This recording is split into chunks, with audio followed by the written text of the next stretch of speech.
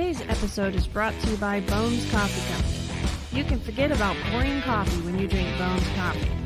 Not only do they offer a variety of flavors such as strawberry cheesecake and maple bacon, they are a family-owned company that puts great detail not only in their coffee, but in the artwork that comes on each individual batch. Bones Coffee has a coffee club that will deliver your favorite coffee to your door every month. If that wasn't enough, they also have some amazing swag to offer. Check out Bones Coffee Company today. I'll have my affiliate links in the show notes for you.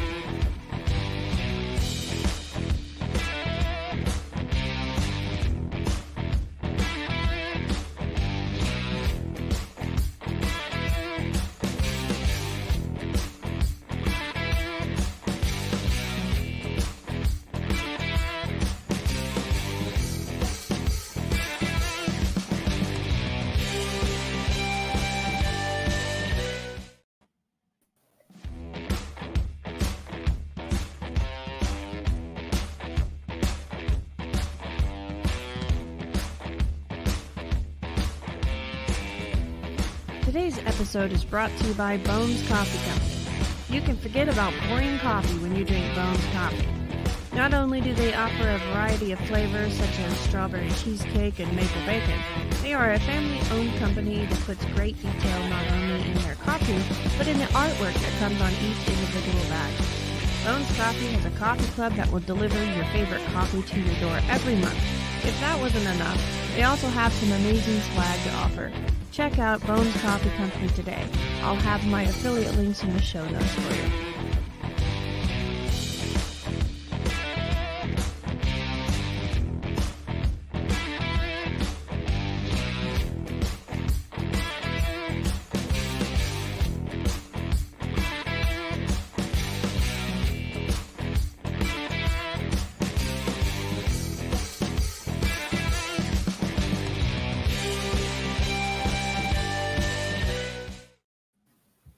Hi guys, welcome to another episode of True Crime Tuesday.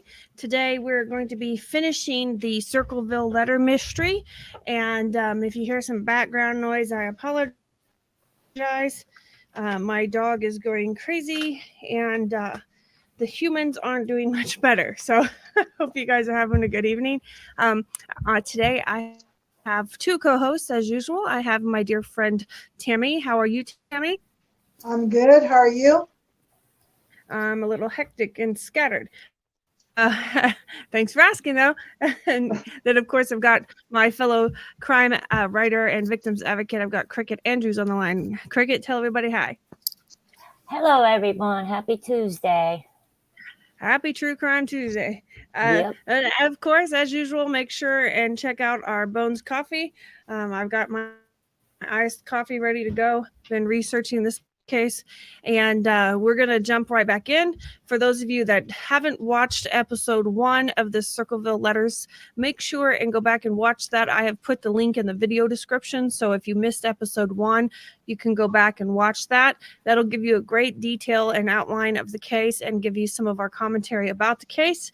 But basically, you have this mystery letter writer who has written about 1,000 letters, blackmailing people all over this little town called Circleville, Ohio. Now, there were a few letters that were sent in that county, so they were outside of the city limits, but they were mostly centered around Circleville, Ohio. Now, there were approximately, people estimate, up towards 1,000 letters. Unfortunately, there's only a handful of letters available. There were also people that got letters that didn't seem to really apply to them. But then there was a lot of letters that were hushed up because there were illicit details in those letters that people were afraid to come out. And this letter writing campaign lasted over 20 years, and yet nobody was ever caught for it. There was one person that was presumed guilty instead of innocent. He got a very unfair trial. They sent him to prison. And he was there for 10 years. His name was Paul Freshour. He was in jail for 10 years. And the letters continued. So he couldn't have been the letter writer. Well, the sheriff had an active campaign out that this was the letter writer and no one was going to change his mind no matter what. So he filed a complaint, and the prison officials literally started investigating Paul Freshour. He was put in solitary confinement. He was given extra pat downs. He was given strip searches, all of these things continuously. And they concluded that it was impossible for Paul to be writing these letters, because when you're in solitary confinement, you don't get pen and paper. You don't get options like that. And you're monitored 24 hours a day. So, but still, when he came out of prison in 1994, unfortunately, most of the community of about 12,000 people, most of them had turned against him. And even though he fought hard to prove his innocence, they still kind of blamed him. And to this day, you can read some articles and you can listen to some podcasts. I listened to one podcast today, which made me aggravated and angry because they didn't read the actual court transcripts. They didn't read the actual documents. They just assumed the public narratives that was given to the newspaper. And last week we talked about how that one newspaper, I have the headline here, this newspaper, the Daily Oklahomian, I guess is how you say that, Saturday, March 5th, 1983. The third letter down, the third sentence down on this is a complete and total lie that was given to them by the sheriff. So if you're going to research these cases, you can't just take what the newspaper says, because the newspaper doesn't have all the information. So giving you just a quick rundown of things, this week we decided to kind of break this up because there's so many rabbit trails on this case that it's hard to actually keep track of where everything's going. So I want to make sure that we are kind of getting a good overview of the case. So all three of us actually chose to kind of research our own little rabbit trail. And so that's what we've decided to do today. I'm going to go on here real quick. I am not showing, I show quite a few people signed on, but I don't see any comments, and that's unusual because usually It's popping by I have now. comments. Yeah, I usually have comments before we even get started. So Yeah. I'm going to make sure that it's all public and turned on and everything's ready. And if you want to shout out, make sure you you give me your name and I'll give you a shout out. Okay, so while I'm doing this sharing, I will start with Cricket. Cricket, what did you choose to research? BG Green. Hello, hi. Cricket, give us your rabbit trail. I looked into the coroner, Dr. Ray Coral, and briefly, now he performed the autopsy on Ron, who ran into a tree. He was outed as a pedophile. He was charged in 1993 with 12 counts of gross immorality, 5 crimes, corruption of a minor, pornography, obscenity, and indecent exposure. And also, now this is from the medical board. My phone. In 1993, he was cited by the medical board for allegations of inappropriate touching and making inappropriate remarks to 17 patients. An attorney would later tell victims who spoke to dispatch that there may have been as many as 150 patients abused. In April of 1994, they revoked his license permanently. So that's like a gist on him. Now, the sheriff I looked into, and I find this odd. I could not find anything publicly out there on him specifically with corruption other than this case where he switched his comments. There was cover-ups. And I just find that really odd. And in my opinion, I feel like the original writer may have had something on the sheriff. I think I found Because- something about that, and it's not something on the sheriff, something with the sheriff. So continue. I'll when it gets to be my turn, I'll explain. Okay. But I just find it odd. Like, Karen is kind of, I feel like, the centerpiece. She lost everything from her ex-husband and got it all back after he was put in prison. So I feel like, in my opinion, her letters stopped there. And she may have written the one to Unsolved Mysteries when it was found out that they were going to cover it. That is when those letters stopped. But yet, in between the first writing and Unsolved Mysteries, there was like 1,000 letters. And I kind of feel like different people may have been writing them to get revenge on whoever they wanted to. It just, that to me, it doesn't make sense for her to continue writing letters once she got what she wanted, which was her kids back. And I also found out that she was living with Mary at the time. Yes. And Mary was so just to refresh everybody, Karen is Paul Freshour's wife. Up until the time that there was a booby trap left for Mary Gillespie, which seemed to be the target of the Circleville Letters, up until that time, it seemed like Karen was the one writing these letters. But what happened is, up until that time, there was nothing actually done to anybody that didn't follow through with whatever the letter writer told them to do. There was a lot of open-ended, empty threats. There was a lot of psychological threats, but there wasn't actually anything physically, no physical harm actually done.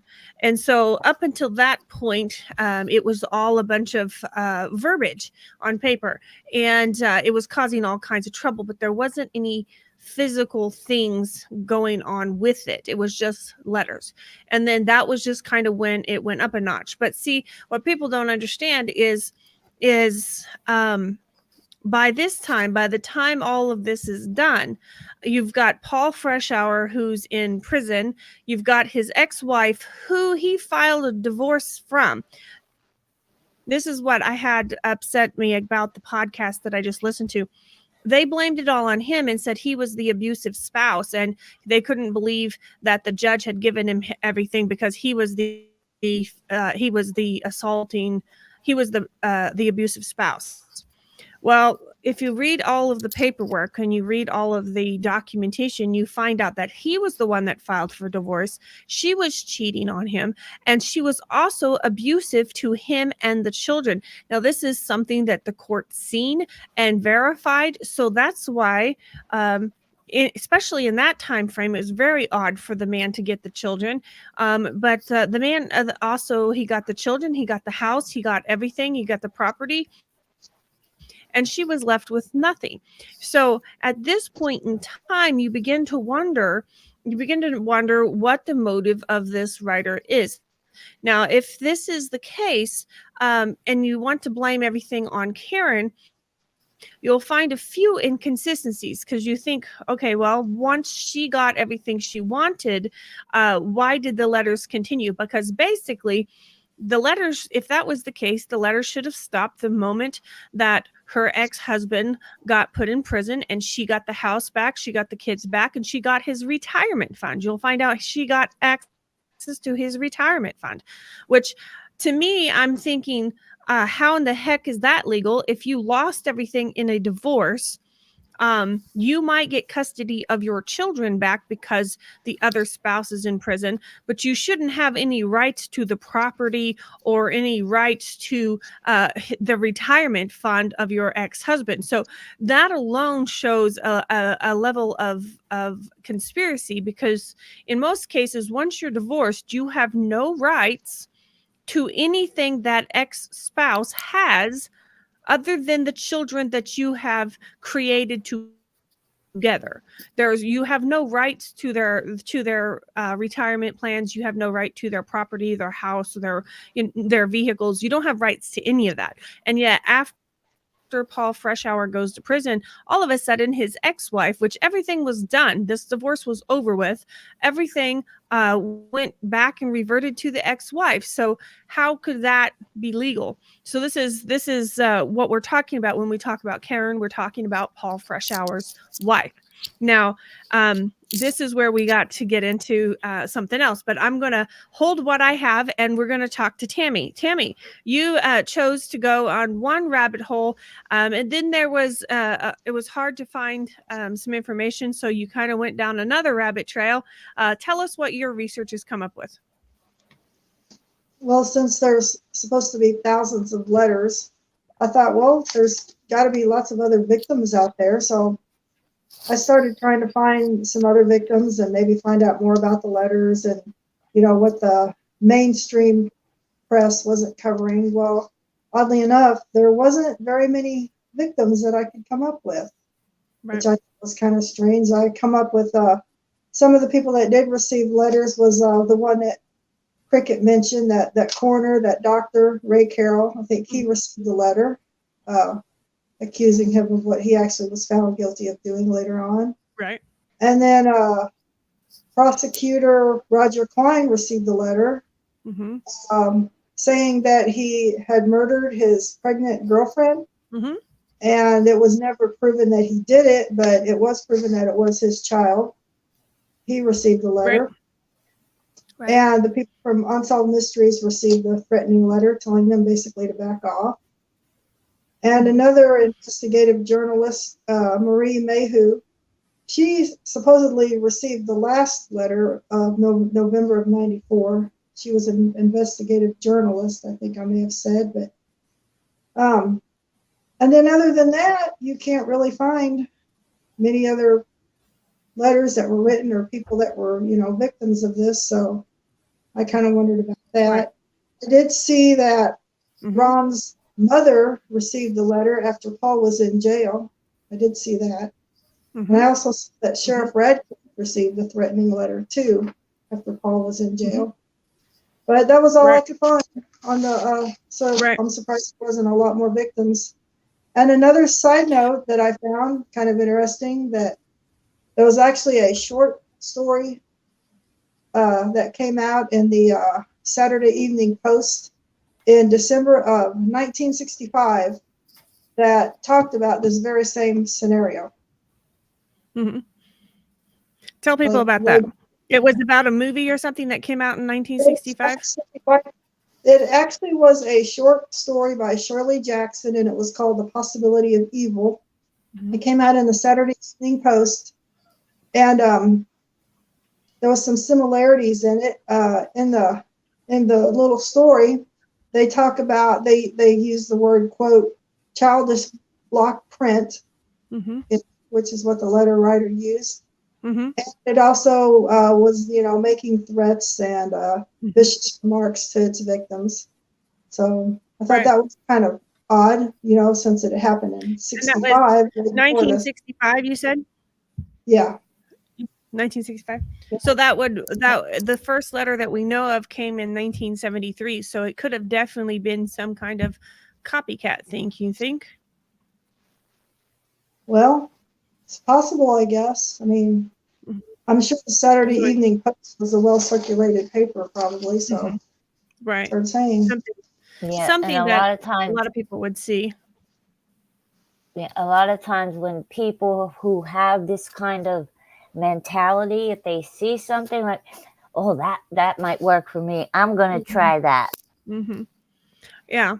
And this person obviously had something mentally going on anyways, and then they see this and they think it's an opportunity. So that's where Yes, and they go through scary. those Right. those such desperate means. Like you think that just because you wrote a letter, people are going to jump when it's not their job to deal with the situation that you want them to deal with. Mm-hmm. And then it was just escalated to signs of the child and the boobies. I mean, it's insane, like the depths that we're going to. Yeah. Okay, so let's talk. My rabbit trail that I went down was I wanted to look more into the letters and the psychology of who could have written the letters. Now we need to understand that you have someone who says that they are a former FBI handwriting specialist. Okay.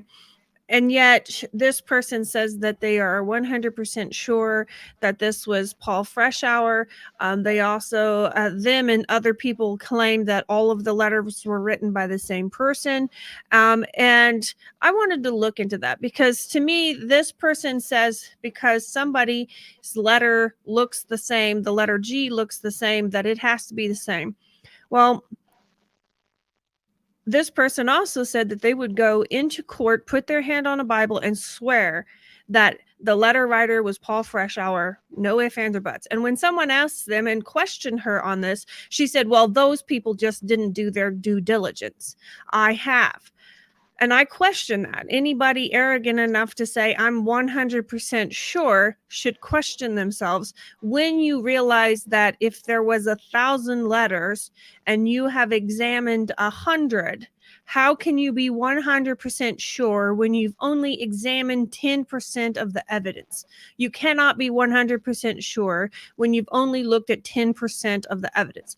Now, I find it highly suspect that you could actually lose 1,000 letters. Now there are different documents and things that you can look at that will reference these boxes of letters that were given to the sheriff, and the sheriff kept pushing them off and saying, well, we're not sure if there's any we're still investigating, trying to see if they've broken any laws. Okay.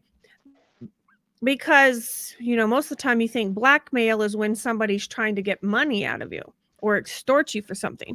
Well, I looked up the definition of blackmail. Blackmail is a criminal act of coercion using a threat. A person is guilty of blackmail if with a view to gain for himself or another with the intent to cause loss to another. So even though this person that was writing these letters wasn't actually receiving anything in monetary value, they were causing the loss of those people that were receiving. They had an intent of harming and causing loss. Besides the fact that they were actually physically threatening these people. They were threatening their children. They were threatening to tattle on them to the church. They were threatening on getting them fired from their jobs. So this person or persons that were writing the letters are absolutely guilty of blackmail, because you don't actually have to get money to be to have committed the crime of blackmail. You have threatened somebody and you have sent this with the intent of causing harm and loss to that person. So they have committed a crime. So no matter what Sheriff Radcliffe says and dances around and beats around the bush saying, well, we're not sure that they actually committed a crime, he absolutely knew they had committed a crime. The problem is some of these letters were sensitive material that he didn't want other people to find out about. Some of this stuff may have made him look bad. Some of this stuff may have let people look bad that he knows and cares about. Of course, his best friend was the coroner who happened to abuse his patients. So we know for a fact that there is some things going on in this town that the sheriff obviously knew something about, or he wouldn't be so eager to not investigate and say, well, we're not sure that there's a crime committed. So this is what these people faced for 20 years. These letters were going out. They would take them to the sheriff because that's what you're supposed to do, and then the sheriff would beat around the bush and act like it was no big deal and would say, well, this or that, until he got a scapegoat. And then once he got an scapegoat, he was going to pin everything on Paul Freshour, and he was not going to let it go. And it didn't matter what Paul Freshour did, he was going to be the scapegoat, and that's the end of it. And so this is one thing that I found in my research. I'm going to pull my research up here. Now this is a letter that he wrote to the FBI. This is a letter that he wrote after he got out of prison, because he spent 10 years in prison, and during that time he was going through the appeals process, trying to, go through everything that he was, abused in the trial. He was literally, his rights were taken, and nothing in that trial went like it was supposed to. And so he was trying to get out on those grounds, and that didn't work. But then after he got out of the actual prison in 1994, he tried hard until the day he died to get the FBI involved. And this is where I say shame on the FBI for not getting involved. So let me see if I can share my screen here and you guys can see what I'm looking at. You girls have something to say about that while I look this up? Yeah, and I was coming across other names too, and I was like, you know what? I don't want to jump down those rabbit holes too, because it was crazy. I found a transcript and just so much, and this sheriff. I mean, if you ask people, they'll say things about corruption but you can't find anything publicly. Except for this case. Yeah. Okay, so can you see this letter that he wrote to the FBI? Yes. Yep. Okay. All right. So right here it says, I did 10.5 years and the letters continued undisturbed and uninterrupted as always. I believe the majority of these obscene, threatening, and dangerous letters were true. Okay. All right. Now, this is his concept of what he believes happened. He says, I believe that the threatening and dangerous letters were concealed because they would have interfered with Sheriff Ratcliffe becoming the National Sheriff's Association president. Okay. This is what he was working towards, and he wasn't going to let anything change that. Here in point 4, Sheriff Radcliffe lied to the media and claimed that he caught many people smuggling letters for me. Okay, we already know that he's lied to the media once, because in this letter that I pointed out last week, he physically told this reporter that Paul Freshour actually admitted to be the Circleville letter writer, and he never did that. To the day he died, he never admitted that. So we know that that's a flat out lie. So we're going to keep on, let's see, going down here. Okay, so this is where he starts talking about the letters. The first letter that he knew of was sent to Gordon Massey, and it said that he was having an affair, and it was trying to inform the school board that he needed to be fired. Now, according to Paul Freshour, he said he believed Mary was having the affair, that it was actually true. I'm trying to get on down here, because there's one thing we keep trying to figure out. What's the deal between Karen Freshour and Sheriff Radcliffe? And I found it right here. I gotta find it here. Now, for one, we talked about last week how they allowed 39 letters to come in to the case, even though he wasn't actually charged with the case. He also talks about in this letter that the sheriff had at least 2 boxes full of the letters, and nobody knows what happened to those letters now. Da, da, da, da. Oh, come on. Where was it?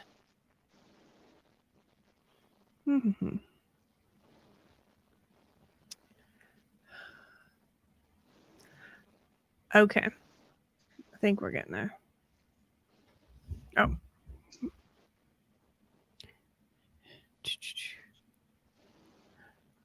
Okay, girls, say something. Oh, here it is. Here it is. Okay. Now, this is where I want you guys to see this. This is Paul Freshour airing all of his dirty laundry to the FBI, trying to be honest and open. He said, I learned my wife was having an affair, so I hired a private investigator. I got the divorce, custody of my 2 minor children, home, and everything until my conviction, at which time she got the children, my retirement money, and our home. So that right there is illegal. She shouldn't have a right to the money or his house. She had a right to the children, possibly, but not anything else. So right there is illegal. My ex-wife is the one who told Mary Gillespie that I was the one writing the obscene letters. Mary told the sheriff. Okay, so his ex-wife is the one that brought it up for him, which we already know. But here's the thing. She didn't bring it up during the divorce proceedings. She just brought it up afterwards. Okay, so this is something else that I want to... It was later proven that my ex-wife assisted and got Sheriff Radcliffe evidence, and she told Mary that I wrote the letters. Okay? Then here's one big kicker. During the trial, my ex-wife stayed in Sheriff Radcliffe's home. She was to testify for Roger Klein, but they did not use her because Klein feared cross-examination would blow his case. So 2 things out of those sentences I wanted to point out. For one, it is not lawful for a witness to stay in the home of the sheriff during the trial. They're not supposed to have any coercion whatsoever there. That is a conflict of interest. And we're also talking about a town that's being filled full of rumors and truth of all of these people being accused of having affairs. So you really think it's good for this newly divorced woman to be staying at Sheriff Radcliffe's home overnight? So we're sitting here going, it makes you like, maybe that is why, this is going on. Wow. So I'm sitting here going, that don't look good. So right there in the letter to the FBI, he's telling them, look, my sheriff, and if you look at the other documents in the court proceedings in the actual trial, you will see that he filed for divorce against her, Paul against Karen, because not only was she cheating on him, she was abusive to him and the children. And so he had gotten a divorce and the court had awarded him everything because they had sided with him. But now all of a sudden, Karen is getting everything, who's setting up her ex-husband, and she's having to stay overnight at the sheriff's house. Now, that don't look good. And so here we've got it in black and white, the tie between Karen and Sheriff Radcliffe. That's just a big wow, because that was bugging me. Like, I was trying to find out what is the connection between Karen and the sheriff, because there had to be something. And there it is in a nutshell. There it is, right there. And then what I want to show you is this letter. It makes this letter make more sense. Now, this is the last letter that we know of that the Circleville writer actually sent out. And this was when they found out that Unsolved Mysteries was going to do a show on this whole phenomenon. Somebody was a little paranoid because as long as they could keep it contained in this small rural town, they had ultimate control. They didn't want any outsiders getting wind of this. So they actually threatened Unsolved Mysteries with this letter. So let me share the screen here. And this letter, this is what's going to make what I just told you make a little more sense. Let me pull it up here. I'm going to open that up and then we're going to share my screen again. This is going to make it make sense, people. Because when I seen this the first time, I thought, what does this person have in connection to Sheriff Radcliffe. Okay, can you guys see this? Yes. Yes. This is the yellow I don't know why the corners are snipped, but this is the yellow 3x5 index card that was received by Unsolved Mysteries, and this was the threat. Forget Circleville, Ohio. Do nothing to hurt Sheriff Radcliffe.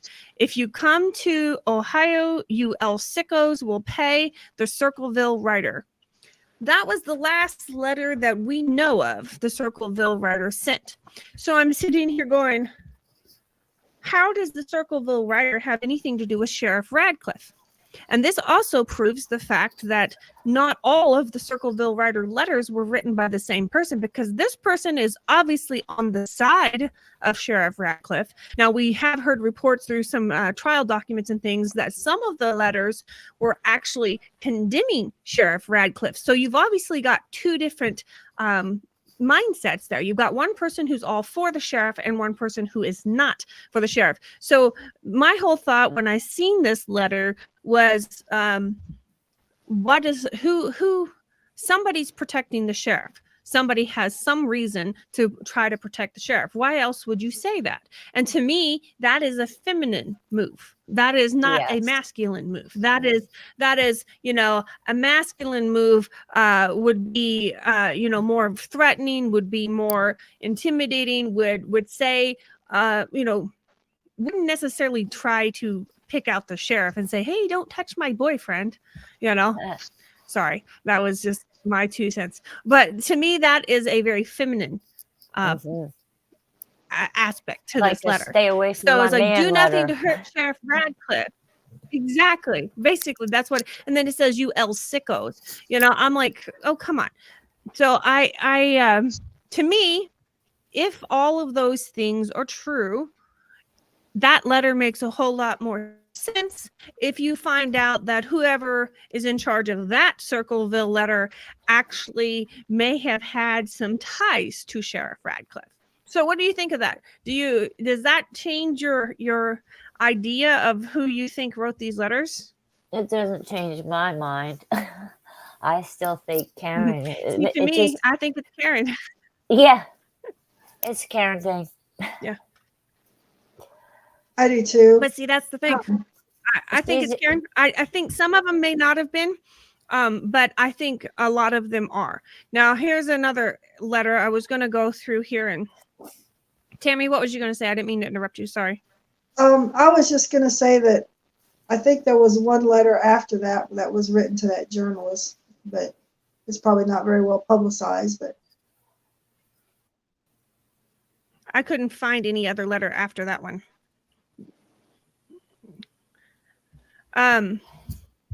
Okay, so this is, can you see this one? This letter, please no, at the top. Can you see that? No. Nope. It's not opening up. Okay, so I'm looking at the wrong thing then. Hang on. And a lot of people, I've had people come to me and say, well, they can't, how can they keep people in jail for so long if they don't have any, they don't need evidence, they make it up. If they want you locked up, you're going to be locked up.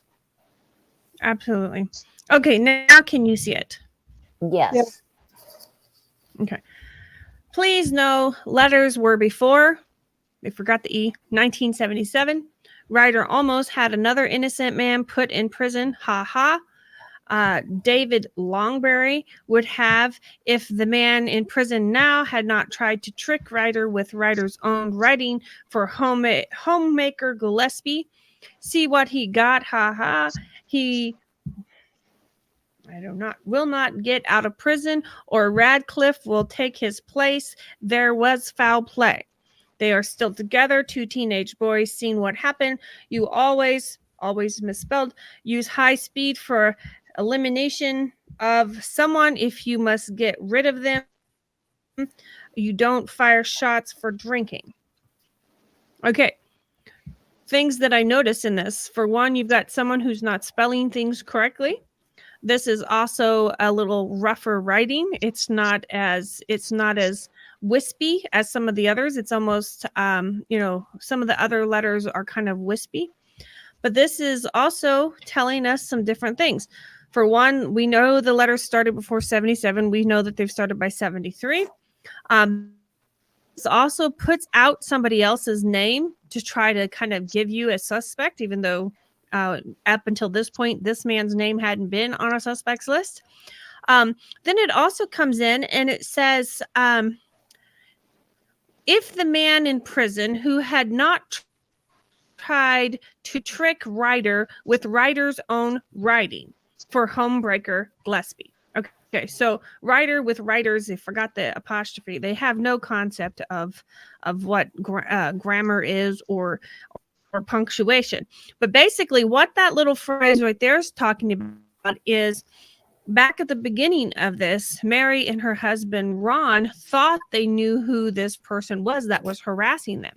Okay. So they tried to write a letter and deliver it to the person they thought was responsible. And for a couple of weeks, the letters stopped. And I believe that this is what it's referring to. If the man in prison had not tried to trick the writer with the writer's own writing. See, when Mary and Ron got these first letters, they brought in two key people to help them, Karen and Paul. Those four, and I think one other person, all sat around their kitchen table and devised a plan to write the letter to who they thought it was to make them stop. Okay, so this is what they're talking about. If the person in prison, Paul Freshour, had not tried to trick the writer with writer's own writing for homebreaker Gillespie. Okay? So to me, and then you go on down, he will not get out of prison or Radcliffe will take his place. There was foul play. Okay? So right here, the writer's telling you they're not for Radcliffe. Okay? If Paul Freshour gets out of prison, Radcliffe's going to take his place. So this is a letter telling you, hey, Radcliffe is corrupt, and the only way Paul's going to get out of prison is if the sheriff goes in there. Okay, so this person isn't technically in Radcliffe's corner, or they wouldn't be throwing Radcliffe under the bus that way. Okay, and then you go on down, and it says you always use high speed for elimination of someone if you must get rid of them. Okay. They're right there. They're telling you that Ron Gillespie's death in that vehicle accident was an accident. It was foul play. It said you always use high speed. High speed what? They're not talking about high speed internet at that point in time. We're talking, this is before the internet. So high speed what? High speed car chase. They were always wondering how Ron died, and they're like, well, he's just driving too fast and he was drunk. No, he was probably chasing some. Yeah, and then they found a casing, but they didn't find a bullet. You've got the letter writer telling you exactly. You don't fire shots for drinking. Okay, so you've got someone here that is telling you, I'm not for Radcliffe. That the man in prison's in prison wrongfully. And is also telling you that the guy that was killed in that car accident wasn't an accident. So this is the mindset of the person that wrote this letter. Does that sound right to you guys? You guys have comments on that? Yeah, well, this is they're deliberately misspelling and making those errors. Mm-hmm. And I mean, those letters, they're just trying to throw people off. But that person was basically telling the truth, but had to do it in a letter because they didn't feel safe. Mm-hmm. Mm-hmm. But this is somebody we're talking about mindset of the writer, and in this case, the mindset is against the sheriff. Right? Okay. Yep. So we're talking about the letter at the end or towards the end. I think it's the last one, but there could be one more that Tammy mentioned that I haven't found. That is somebody that's for the sheriff. So you've got two whole different mindsets. I don't think these were all written by the same person. I wonder what my hope is. I'm sorry. There was more to that letter, but it was cut off. I wonder Yeah. what it said. I don't have no idea. Well, didn't they That's found the something else that really casing? disturbs me. If there's 1,000 letters, where the heck did the letters go? I did read something that said the sheriff destroyed most of them. I don't know for that to be true because it wasn't any kind of official document. It was just somebody's opinion. But I'm like, where are those boxes of letters? You know, this is what I don't get. Go ahead, Cricket. Sorry, I interrupted you. There's a little bit of a delay. Oh, yeah, that letter you just read, I just feel like somebody knew something, and you know, that letter there should have been investigated, because that says so much in that one alone of Absolutely. what was going on. Yeah. None of them were really investigated. What did they do? They put the wrong man in prison deliberately, Mm-hmm. you know, throwing people, and this corruption stuff just really gets to me.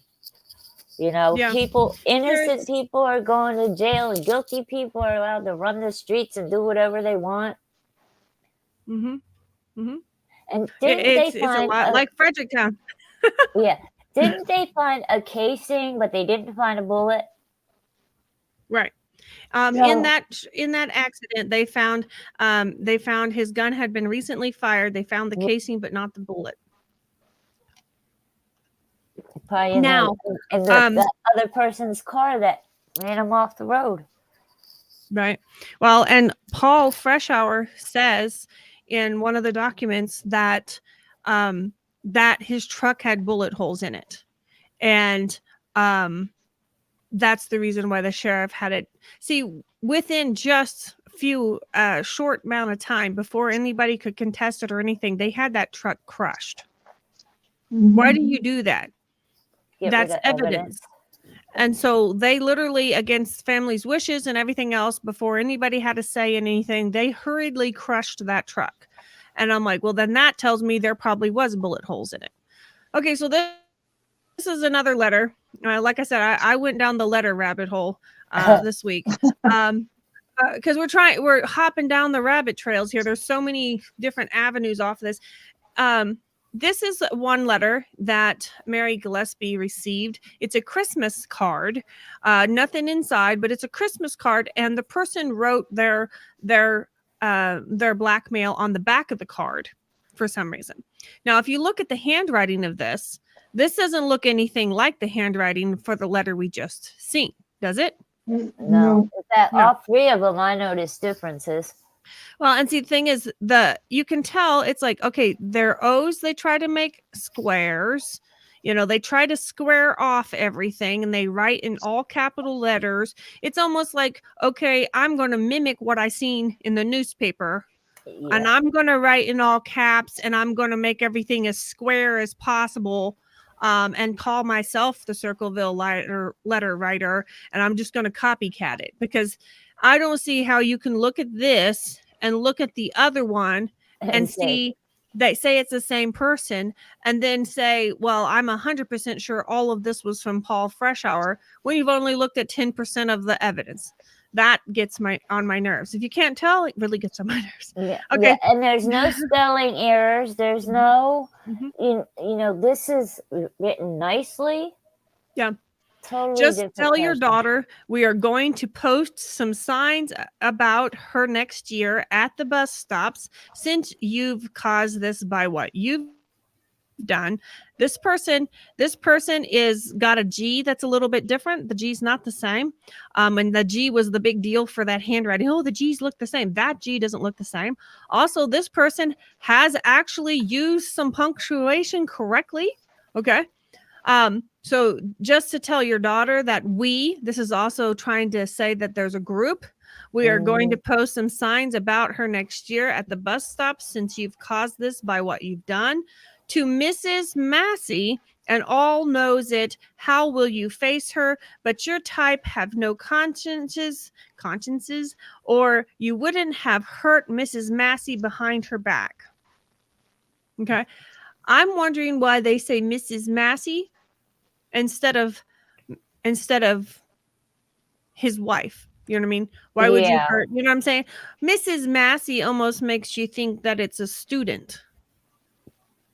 Yeah. To Yeah. me, when I first read this, I'm like, Mrs. Massey, that's what you call A your teacher. teacher, you know, Yeah, I or still get someone older called. than you, Mrs. Massey. So it's just a theory, but I'm like, I'm wondering if this is some teenage kid who is upset because Mr. and Mrs. Massey are getting a divorce, and he or she thinks that Mary Gillespie is the reason. But see, this is all a different mindset than, hey, I don't hurt Sheriff Radcliffe. Hey, Sheriff Radcliffe is just as bad as you guys. This is a whole different mindset than the letters that we've looked at before. What was you Yeah. saying, Tammy? Who received that letter? This was a Christmas card sent to Mary Gillespie. Okay. And Yeah. what makes me sick is they brought a child into this, put signs up with her. I mean, that's disgusting right there. That Mhm. like, why would you know, if you're gonna be ignorant and do this with adults, that's one thing. But when you bring a child into it, Yeah. and put that child's life in danger, Yeah. that I'm gonna takes a sick person. It does. I'm going to share again. I'm going to show you this this letter that I have. Oh shoot, which I've got too many tabs open. Okay, there we go. Okay. I was like, I can't. Can you guys see this one? I'm sorry, Yeah. tonight there seems to be a little bit of a delay. You can? Okay. So this is this is the letter that Paul Freshour himself received from the Circleville Letter after he'd gone to prison. Okay. Freshour, for one, this is the first time in any letter that I see a lowercase letter. Have you guys seen a lowercase letter anywhere? There's No. one right there. There's a lowercase f. So Freshour, now when are you going to believe that you aren't getting out of there? I told you 2 years ago when we set them up, they stay set up. Don't you listen at all. No one wants you out. No one. The joke is on you. Ha ha. Tell no one of this letter. I saw the paper. Great news. Great. The sheriff loved it. Ha ha. Do you believe it now? Do you? Okay. So let's dig into this one. Now, are you going to believe you aren't getting out of there? I told you 2 years ago. When we set them up, they stay set up. Don't you listen at all. No one wants you out here. The joke's on you. Ha ha ha. This is what I think is hilarious. Tell no one of this letter. How stupid are you? He's in prison. They don't get anything that isn't read. They never get a sealed envelope in prison. An inmate will get a letter from the outside. The prison officials, the warden, whoever is assigned to that job, will open every letter and read its contents, make sure there's nothing else in there that's not supposed to be. They will put it back in the envelope, and then they will give it to the prisoner. Nothing Paul Freshour got in prison, somebody didn't know about it. There is no such thing as privacy in prison. There isn't anything. That is one thing you will lose instantly as soon as you walk through those gates. So why would they put that in there? Is this somebody that has no idea that the letter is going to get read? Because to me, that shows ignorance of the way the system works. Unless they're being sarcastic. Well, don't tell no one of this letter. And then I saw the paper, great news. The sheriff loved it. Ha ha. Okay. So this is telling me I'm still not in the sheriff's corner, but I've set you up good and you ain't getting out of this. You know what I'm saying? So to me, there's too many letters that show a difference of opinion about the actual sheriff to make me think that it is not the same person. There's no way in heck it's the same person. Now, there's one more thing I want to show you here before we get off and before we say our finals, whatevers, because this is actually a sample of Paul Freshour's writing. Okay. Now, you need to understand that when they said, we want you to do this, when they did a handwriting analysis, they got a handwriting sample from Paul Freshour. For one, court documentation shows that the sheriff did this, not a licensed expert. The sheriff did this. He handed him a copy of a letter of the Circleville writer and said, mimic this, copy this down, mimic this. So Ron Gillespie tried to make his writing look like that. That's not the way you do handwriting samples. So No. let me show you this. This is his handwriting. Can you guys see this? Yeah. Do you see anything that even remotely looks like? No.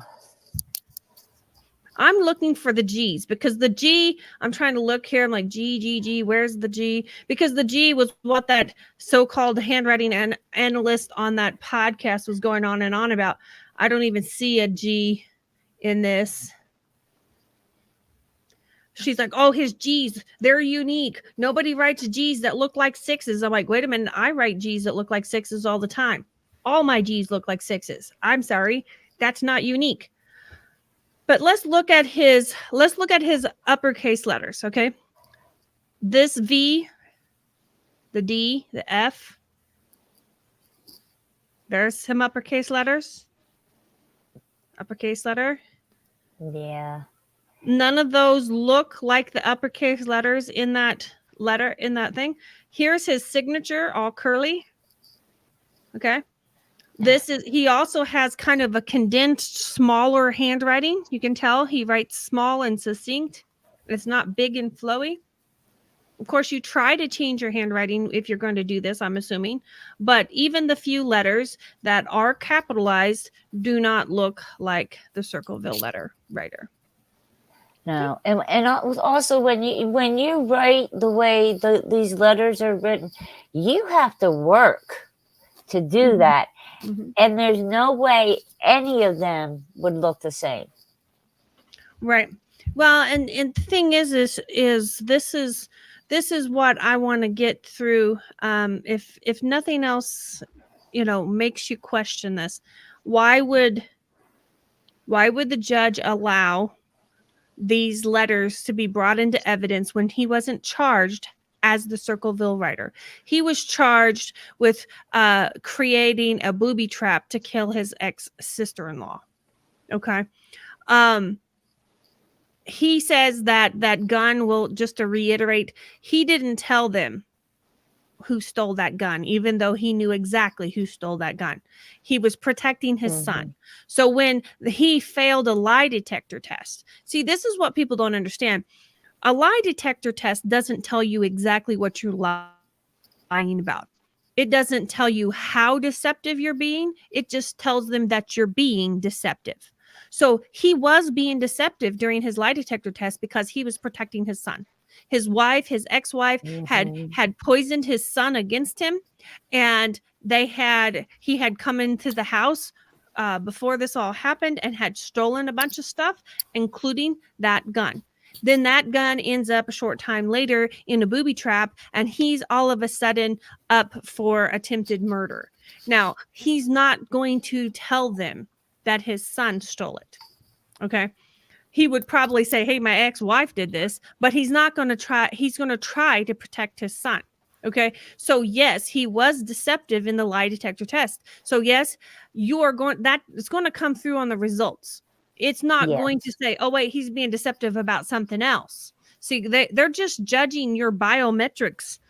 Is your heart rate going up? Is, how is you physically responding to your answers? It's not going to say, oh, hey, he's hiding something, but it's about something else, Right. And so that's the reason why he didn't pass his lie detector test. That's also the reason why they're not submissive in court. But so if all of this comes out and you've watched both videos and you still think Paul Freshour is the letter writer, that's fine. My hope is that you question it. I can't tell you that he wasn't 100% not the letter writer, but I can tell you, I believe from just the different psychological mindsets and contexts of the different letters over the course of years, that it wasn't the same mind that wrote all of those letters. Now, you're not going to have someone who is buddy with the sheriff writing letters that are against the sheriff. Exactly. Then you're not going to turn around and who threatens a nationally syndicated TV show?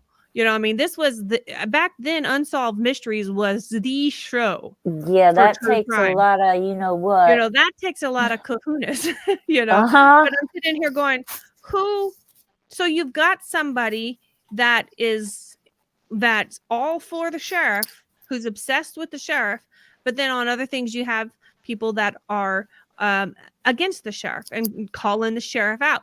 So you can't tell me that all of those were written by the same person. So when it comes down to it, could Paul Freshour have written some of the letters? He might have, but I don't think he's actually the Circleville letter writer. I think that he was set up by a vindictive ex-wife, and I don't think all of them were written by Karen either.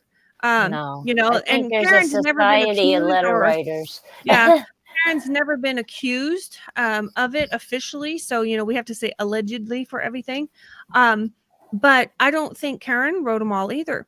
I think Karen's letter writing campaign stopped as soon as her husband went to prison and she got everything that he had and everything that he had worked hard for. She stole from him. And then she may have wrote the last one to say, hey, don't touch my boyfriend, the sheriff, because we also know that when Unsolved Mysteries came to town, the Karen refused to be interviewed. And she also sat outside in her car and took notes and pictures of everyone that came in and out of that building to be interviewed. Now, that's not suspicious. No. Who can we say OCD overload there? I'm like, seriously? Stalker. Yeah. So I'm sitting here going, I think you have a town full of gossips who also, there is a group of vigilante religious people who are going to enforce their way of thinking on everybody else, even if it causes people to die, which that's real Christ-like. Sarcasm there, in case you actually think I meant that.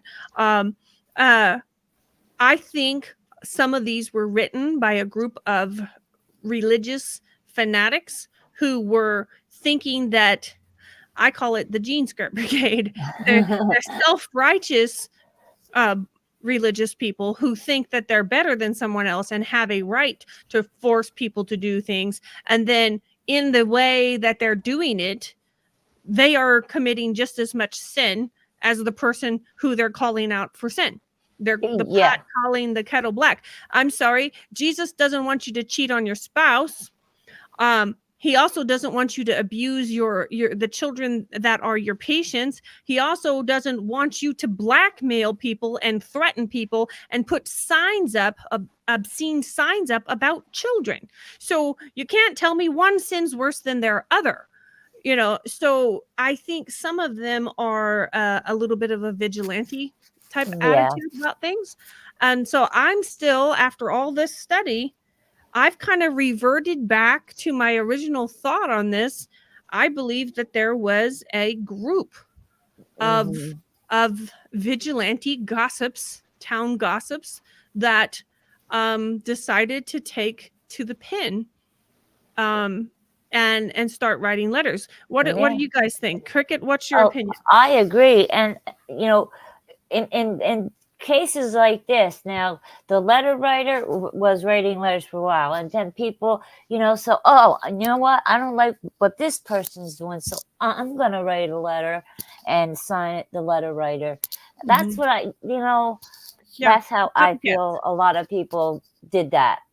Right. Tammy, what do you think? What is your opinion of the whole thing now that we have come to the end of it?